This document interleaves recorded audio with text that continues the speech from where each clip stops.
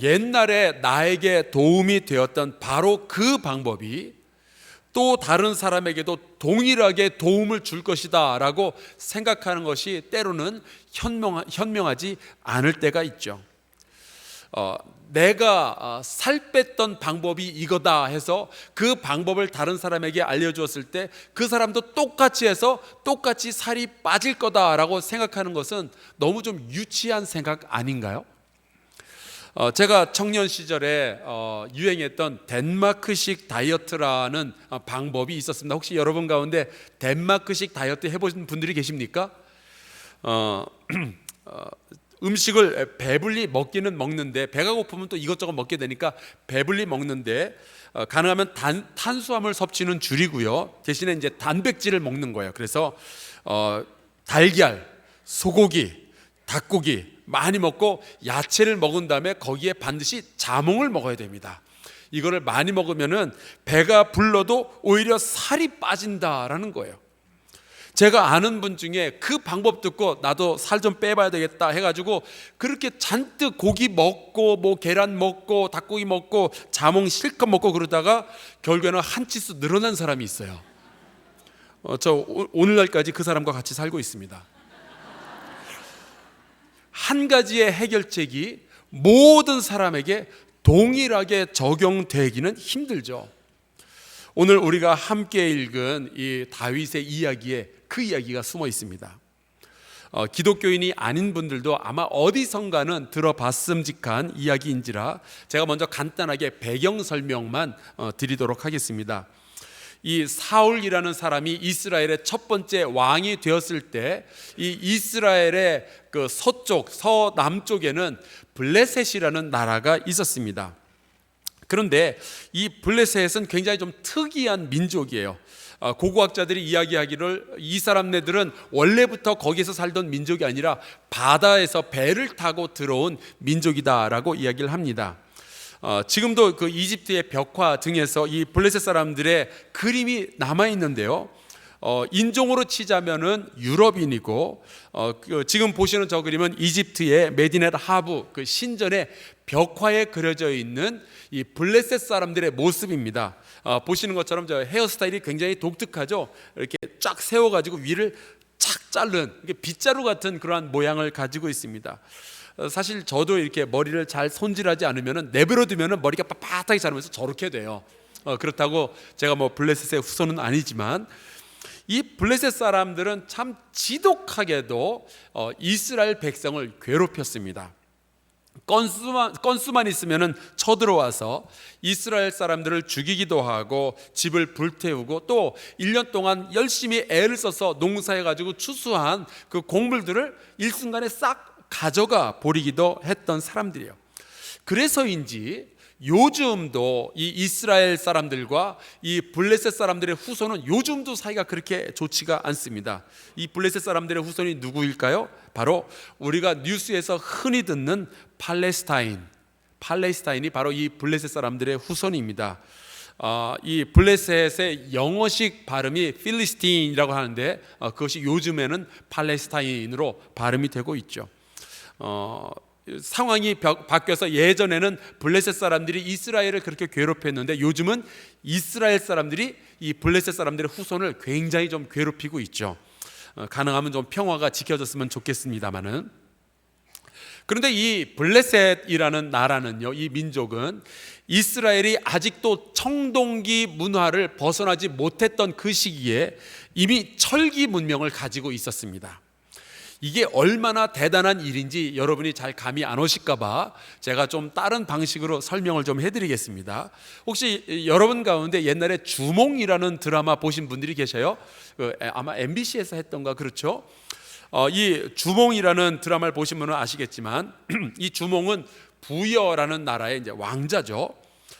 그런데 이 부여는 약한 나라였어요. 그 주변에 있는 중국의 이 한 나라가 강대한 나라여서 매일같이 이 부여를 못 살게 굴고 부여에서 조공바치라 그리고 부여에서 여러 가지를 뽑아갔습니다. 마치 블레셋과 이스라엘의 관계랑 너무 비슷했던 거예요.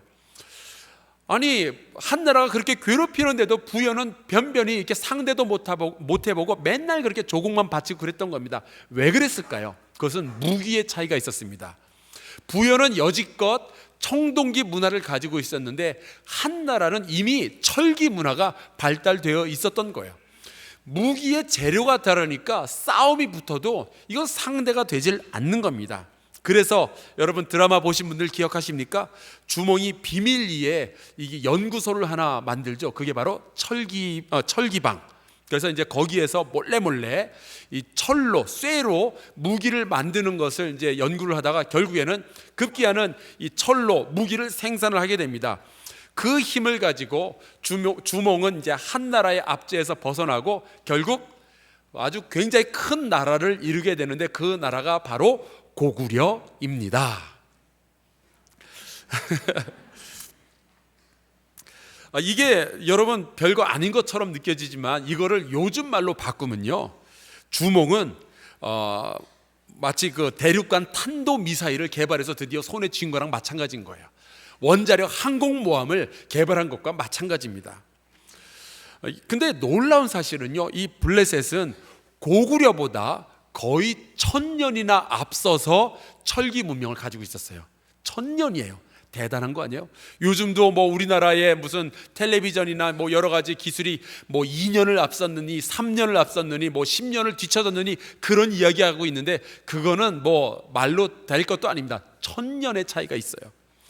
그러니까 이 아직도 청동기 시대를 벗어나지 못했던 이스라엘은 블레셋 군대하고만 만나면 그렇게 고전을 할 수밖에 없었던 거예요. 그나마 이 청동기로 만든 무기도 변변하게 갖추고 있지를 못했습니다.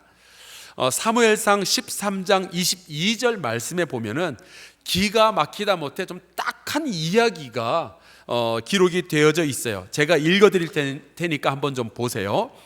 싸우는 날에 사울과 요나단과 함께한 백성의 손에는 칼이나 창이 없고 오직 사울과 그의 아들 요나단에게만 있었더라.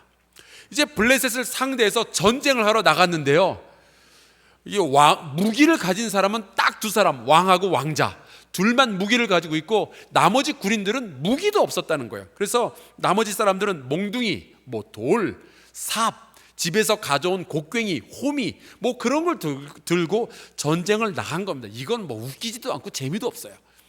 그런 상황에서 어떻게 전쟁에 이길 수 있겠어요? 오늘 우리가 함께 읽은 이 말씀은 그런 상황에서 일어났던 이야기입니다. 안 그래도 블레셋이 그렇게 강력한 무기를 가지고 이스라엘을 쳐들어왔는데 거기에다가 골리앗이라는 키가 거의 3m에 달하는 거대한 이 거인이 나와가지고 떵떵거리면서 소리를 치는 거예요. 야, 우리 다 같이 싸울 필요 없이 니네 중에서 한 명 그리고 나 1대1로 싸움을 벌여서 이기는 쪽이 나머지 사람들 전부 노예로 취하기로 하자, 그렇게 이야기를 하는 겁니다.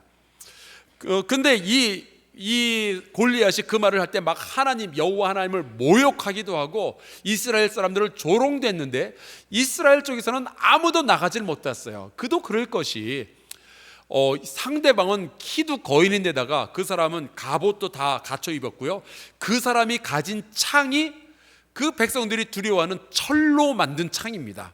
그래서 이스라엘 쪽에서는 아무도 나가질 않았어요. 누가 그런 사람하고 싸우겠다고 집에서 쓰던 삽 들고 나가고 그러겠어요? 안 되는 거죠. 바로 그때에 우리의 주인공 다윗이 등장합니다. 장차 이스라엘 민족의 영웅이 될 사람이죠. 이 다윗이 이 소식을 듣고 내가 싸울게, 그리고 앞으로 나선 거예요. 물론 처음에는 이제 사울 왕이 그 이야기를 듣고 만류를 합니다. 아니, 다윗은 여전히 청소년 시기를 벗어나지 못한 소년이었고 골리앗은 어려서부터 전투를 하면서 이 전투와 전투 속에 잔뼈가 굵은 군인인데 네가 어떻게 상대가 되겠느냐, 나가지 마라, 그렇게 이야기를 해요. 그때 이제 다윗이 용감하게 다시 한번 이야기를 하죠. 왕이시여, 나는 옛날에 사자나 곰하고도 싸워서 이긴 적이 있습니다. 그리고 그것도 그냥 이긴 것이 아니라 사자의 수염을 잡고 때려서 죽였다고 해요. 혹시 여러분 가운데 사자의 수염을 잡아본 분들 계세요? 사자의 수염을 잡고 때려본 분 계세요? 그랬으면 지금 이 자리에 안 계실 거예요. 그런데 다윗은 그 정도까지 해본 거예요. 해볼만 하잖아요. 그래서 사울 왕이 아마 가만히 앉아서 이렇게 지느니 차라리 이 패기가 충천한 이 젊은이 한번 보내봐도 괜찮겠다라고 생각을 했던 것 같아요.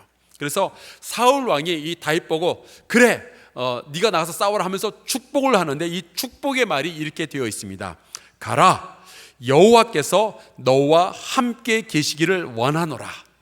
여러분, 하나님께서 우리와 함께 하시면요, 이 세상에 두려워할 것이 아무것도 없습니다. 그렇죠? 하나님께서 우리와 동행해 주시는데 누가 우리를 해할 수 있겠어요? 그런데 사울 왕이 말로는 축복을 해줬는데 막상 다윗이 나가려고 하는 찰나에 생각해 보니까 축복만 가지고서는 안 될 것 같아요. 이 하나님과 동행하는 것만 가지고서는 아무래도 못 이길 것 같단 말이죠. 다윗이 지면은 어떤 결과가 일어나죠?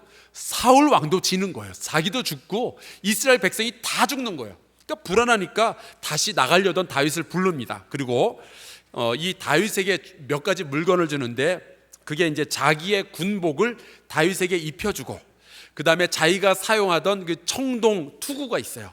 이 헬멧을 이 다윗에게 씌워주고, 그 다음에 자기가 평소에 입던 갑옷을 다윗에게 입혀주고, 그리고 자기가 평소에 차고 다니던 칼까지 다윗에게 전부 주었습니다. 나름 사울 왕은 정말 최선을 다하는 거예요. 다윗이 반드시 이겨야 되니까 사랑으로 용기를 주고 이 모든 물건들을 다 넘겨주었습니다. 이 사울이 생각했던 것이 있어요. 나에게 도움이 되었으니까 이 친구에게도 도움이 되겠지 하는 거예요. 다윗은 이제 그 갑옷을 입고 몇 걸음을 한번 시험 삼아 걸어보다가 단번에 눈치를 채죠. 이건 아니다. 그도 그럴 것이, 이 사울 왕은요, 다른 사람들보다 한 30cm 정도 키가 더 큰 사람이었습니다. 아마 우리의 대한민국 남자들 키가 한 170이다. 그러면 이 사울 왕은요, 키가 2m인 거예요. 그러니까 굉장히 큰 사람이었죠. 그러니까 사울은 사이즈 110, 다윗은 95. 사울이 허리가 38, 다윗은 28. 사이즈가 이렇게 차이가 나는데 어떻게 그것을 입고 있겠어요? 게다가 사울은 군인이었고 다윗은 목동이죠. 그러니까 사울 왕을 죽음에서 구해줄 수 있었던 그 갑옷과 그 칼은요, 다윗이 들게 되면 오히려 다윗을 죽음으로 끌고 갈 수 있는 물건도 되는 거예요. 다행히도 다윗은 뭐가 문제인지 아주 분명하게 알았습니다. 굉장히 고맙기는 하죠.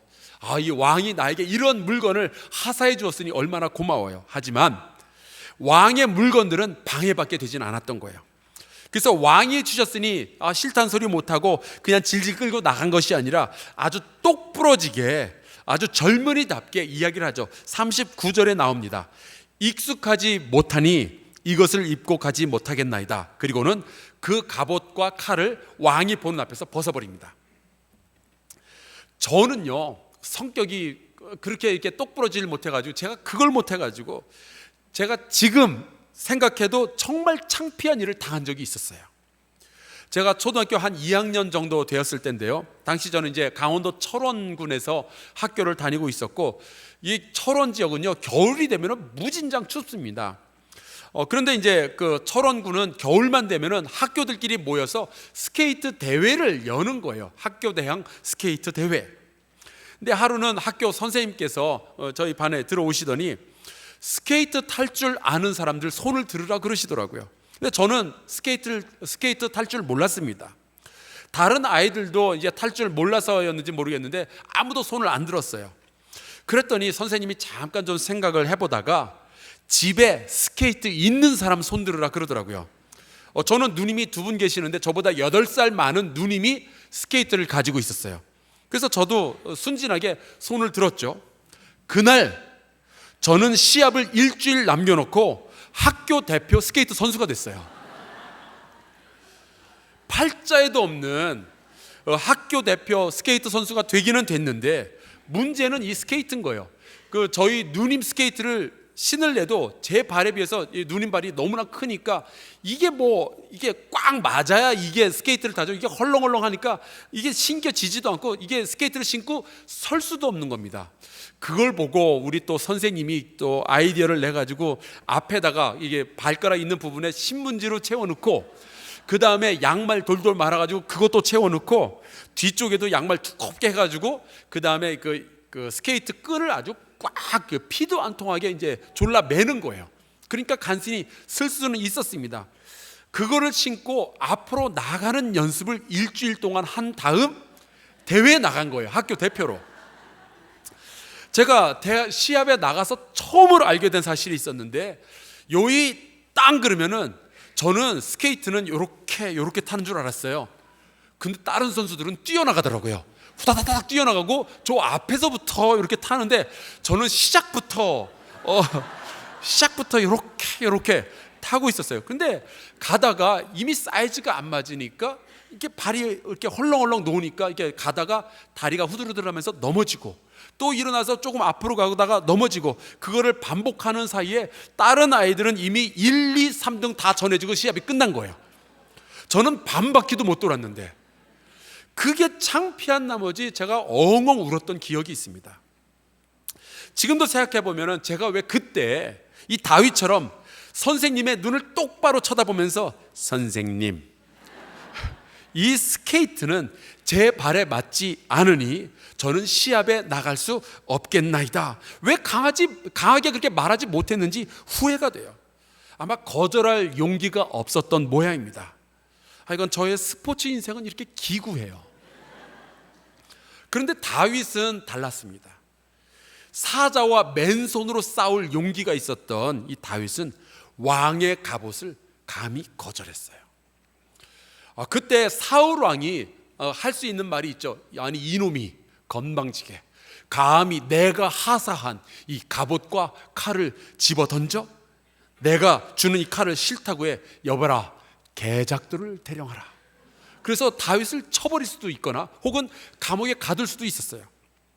하지만 사울은요, 이 다윗이 자기와 다르다는 점을 인정했어요. 그리고 사울 왕은 자신이 이스라엘의 왕으로서 내렸던 수많은 결단들 가운데 가장 탁월한 결단을 이 순간에 내렸습니다. 그래, 없이 가라. 다윗을 건드리지 않고 그대로 보내주는 것이 이 사울 왕이 내렸던 가장 탁월한 결단이었어요. 여러분, 우리는 다윗이 용기와 믿음을 가지고 골리앗과 싸워서 이겼다라고만 생각하죠. 사실은 그 배후에는 이 사울 왕의 탁월한 선택이 있었어요. 이 젊은이를 그대로 내보내는 거예요. 자기의 갑옷을 입히지 않고 자기의 칼을 채우지 않고 그대로 보내줬습니다.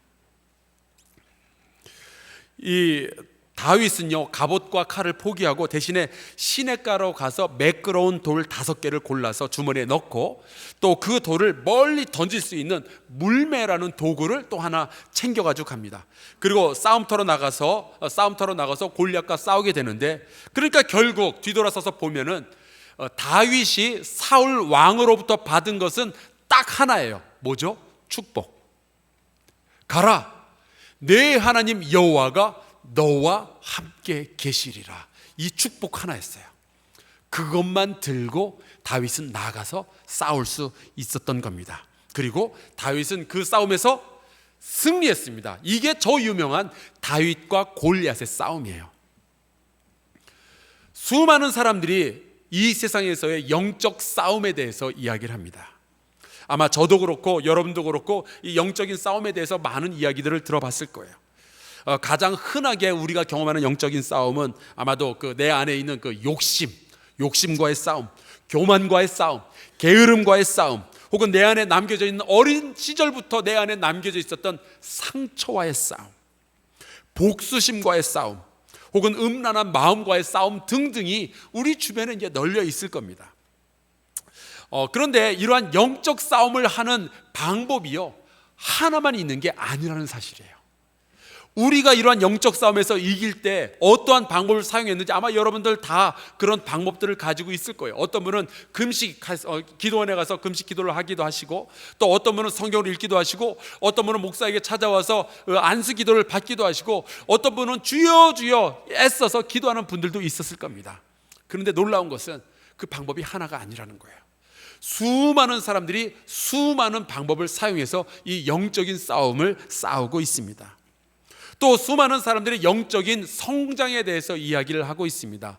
굉장히 많은 사람들이 처음에 예수 믿기 시작해서 점차 이 신앙이 깊어지고 그의 사랑이 더 넓어지고 그가 예수 그리스도와 더욱더 닮아가는 것에 대해서 이야기를 하죠. 그리고 수많은 사람들이 이 영적 성장을 이루게 됩니다. 그런데 많은 사람들이 이 영적 성장, 나는 이렇게 이루었으니 너도 이 방법을 쓰라라고 이야기할 경우가 있습니다. 과연 그것이 현명할지 우리가 깊이 좀 생각을 해봐야 되겠죠. 이러한 영적 싸움과 영적 성장의 아주 중요한 원리 하나가 오늘 우리가 함께 읽은 이 말씀에 나와 있어요. 오래된 갑옷을 벗고 대신에 돌을 5개 골랐던 이 다윗의 이야기입니다. 중요한 거 하나 말씀드릴게요. 다윗과 사울 왕은 다른 사람이었습니다. 전혀 다른 사람이었어요.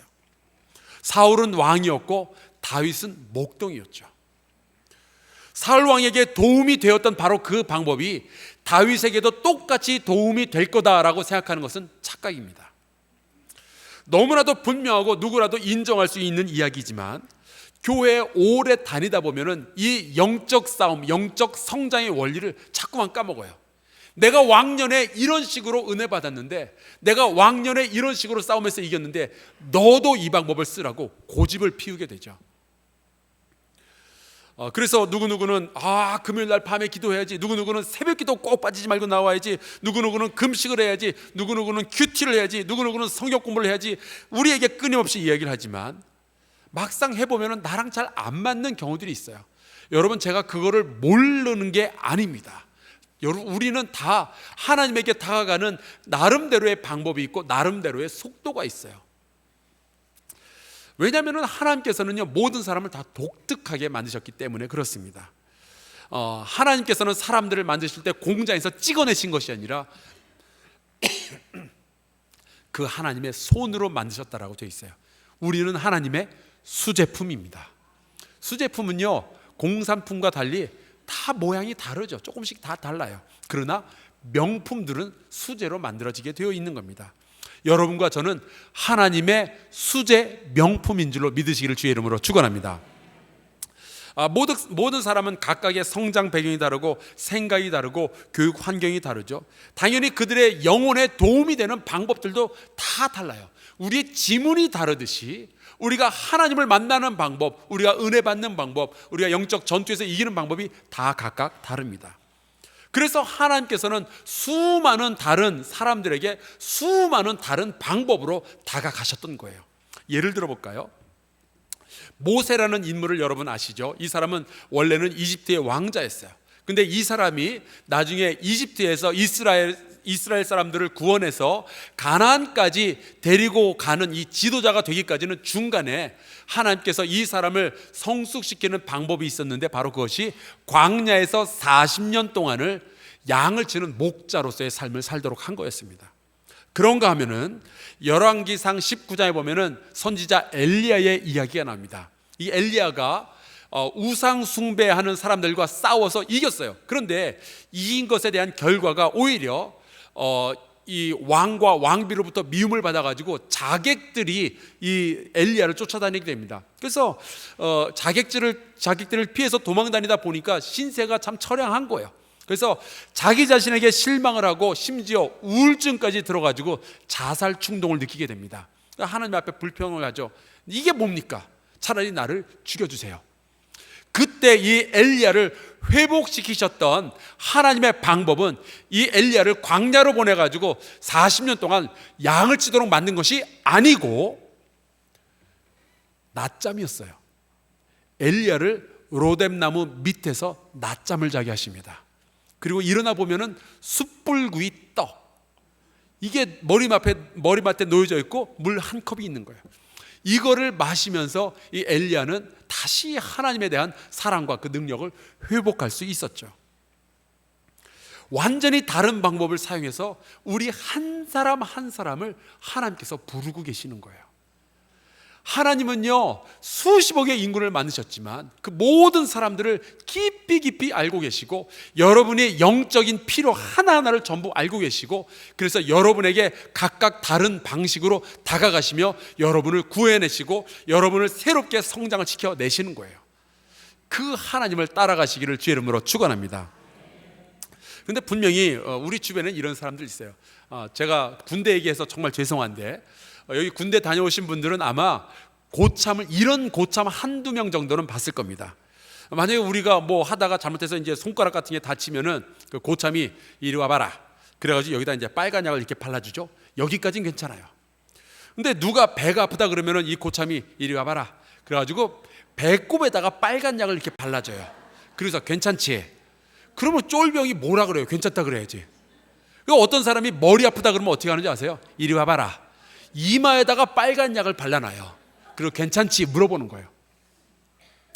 여러분, 손의 상처를 아물게 하는 약이라고 해서 아무데나 쓸 수 없다는 거 우리가 다 알고 있는 사실 아니에요? 그런데 교회 안에 이런 일들이 일어날 수 있어요. 특별히 우리의 다음 세대를 대하는 기성세대의 모습 가운데 이런 일들이 자주 일어납니다. 제가 설교 초기에 이것이 예언의 말씀이라고 여러분에게 먼저 말씀을 드렸는데, 앞으로 우리 한사랑교회가 40년을 이어온 한사랑교회가 앞으로의 40년을 우리가 계획한다면 이 부분을 반드시 알고 있어야 돼요. 여러분과 저에게 은혜를 끼쳤던 바로 그 방법이 동일하게 우리의 다음 세대에게 적용되라는 법이 없습니다. 저희 자형이 한때 난초를 키우신 적이 있었어요. 근데 난초에 이제 물을 줄 때 보니까 이 물을 정말 흠뻑 주더라고요. 위에서부터 이제 흠뻑 물을 줘서 이 물이 이 화분 아래로까지 이렇게 줄줄 나올 때까지 이렇게 물을 줍니다. 그러면 이 난초가 잘 자라고 때로는 아주 향기로운 꽃도 이렇게 피우고 그러는 거예요. 자, 여러분, 또 난초를 기르는 이 방법, 물을 주는 이 방법을 선인장에도 쓸 수 있을까요? 선인장에다가 그렇게 물을 주면요, 선인장은 물에 빠져 죽어요. 여러분 알고 계시잖아요. 똑같은 물이라 할지라도 화초에 따라서 그 양도 달라지는데, 우리는요 똑같은 사람들이 결코 아니잖아요. 우리의 세대와 우리의 다음 세대가 또 다르잖아요. 제 선배의 세대와 저의 세대가 또 다르듯이 우리가 하나님으로부터 은혜 받았던 그 방법이 우리의 다음 세대에서는 또 달라질 수 있어요. 이것을 우리가 인정하지 아니하고 사울이 다윗을 인정해 줬던 것처럼 우리가 그렇게 인정하지 못한다면 여러분 어떤 현상이 생기는 줄 아십니까? 신앙이 폭력이 돼요. 굉장히 조심해야 됩니다.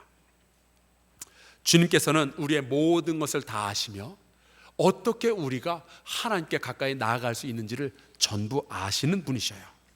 그래서 고린도전서 9장 19절부터 23절에 보면은 사도 바울조차도 다른 사람들을 대할 때 한 가지의 방법으로 대하지 않습니다. 이렇게 말씀이 되어 있어요. 내가 여러 사람에게 여러 모습이 된 것은 아무쪼록 몇 사람이라도 구원하고자 함이니 내가 복음을 위하여 모든 것을 행함은 복음에 참여하고자 함이라. 여러분, 갑옷을 벗어 던지고 돌 5을 고른 것은요 다윗뿐만이 아니라 사울과 이스라엘 전부를 구원하는 놀라운 결단이 되었습니다. 교회는 모든 사람들이 각각 다 하나님께 나아가는 방식, 하나님으로부터 은혜 받는 방식, 그리고 교회를 만들어가는 이 방식이 다 다르다는 것을 인정하는 것이 우리가 가질 수 있는 가장 좋은 지혜 가운데 하나예요. 나와 신앙의 연도도 다르고 신앙의 색깔도 다른 이 사람들을 이해하고 품고 깊이 사랑하며 인내하고 기다려주는 것이 성숙한 그리스도인, 특별히 40년의 역사를 이끌어온 우리 한사랑 교회 성도들의 자세가 되어야 합니다. 만약에 우리가 은혜 받았던 방법을 고집하며 혹이라도 우리의 다음 세대에게 너희는 이 방법만 써야 돼, 안 그러면 너희는 나쁜 사람이야, 정죄를 하기 시작한다면 그때부터 우리의 미래는 흐릿해지기 시작하는 거예요. 한사랑교회가 앞으로의 40년을 준비할 때 갑옷을 벗고 돌 5을 고르는 일들을 여러 리더들과 함께 해나가게 될 겁니다. 때로는 놀라울 수도 있어요. 아니, 어떻게 저 갑옷을 벗어 던질 수가 있지? 어떻게 저 칼을 벗어 던질 수가 있지? 그러나 여호와 하나님께서 우리와 함께 하시는 그 하나로도 충분히 만족해서 우리가 싸움에 승리할 수 있습니다. 그 하나님의 축복을 받은 우리는요, 미래를 두려워하지 말고 과거 여기까지 우리를 이끌어준 그 하나님의 은혜를 딛고 서서 앞으로의 40년을 함께 바라보며 걸어가는 우리 모든 사랑하는 성도들 될 수 있기를 주의 이름으로 축원합니다. 우리 함께 찬송가 532장 같이 찬양하겠습니다.